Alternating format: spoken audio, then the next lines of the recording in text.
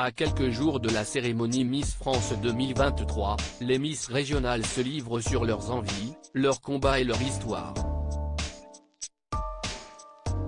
Emma Guibert, Miss Pays de la Loire 2022, a révélé avoir été victime de harcèlement scolaire. Elle se confie. Plus que quelques jours de règne pour Diane Lair. Le samedi 17 décembre, Miss France 2022 passera la couronne à l'une des 30 Miss régionales qui prétendent au titre de Miss France 2023.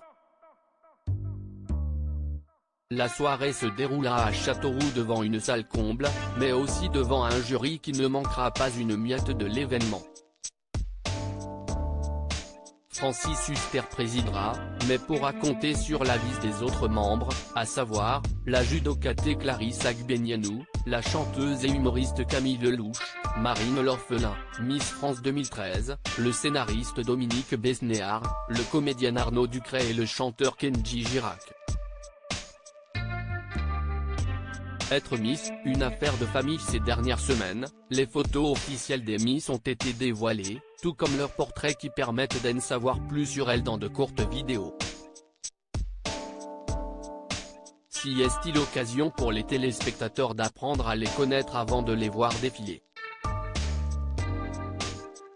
Emma Guibert, la représentante de la région Pays de la Loire 2022 dévoile qu'un membre de sa famille a également participé à des concours de beauté plus jeune.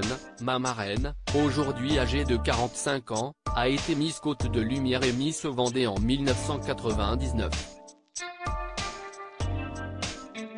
Elle était dauphine de Miss Pays de la Loire, explique-t-elle dans les colonnes du Parisien.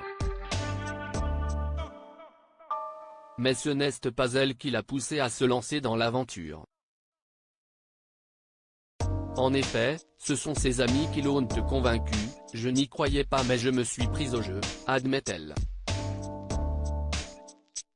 J'ai été victime de harcèlement scolaire d'autant plus que l'étudiante en BTS Tourisme n'a pas toujours eu confiance en elle. J'ai été victime de harcèlement scolaire, confie celle qui était critiquée pour être très maigre et très grande. Lors de mes prestations en tant que Miss, beaucoup de jeunes m'ont dit aussi en être victime. J'ai compris que ce n'était pas normal d'avoir subi des réflexions comme on ne te voit pas quand tu es de côté, la grande asperge, ajoute-t-elle, encore affectée par ces remarques. Si est-il la raison pour laquelle, elle est aujourd'hui, plus que fière de représenter sa région lors de la cérémonie Miss France, présentée par Jean-Pierre Foucault et Sylvie Tellier, qui passera ensuite le relais à Cindy Fabre. Miss France, c'est une petite revanche, de défiler, de m'exprimer en public. Cela m'a donné confiance en moi.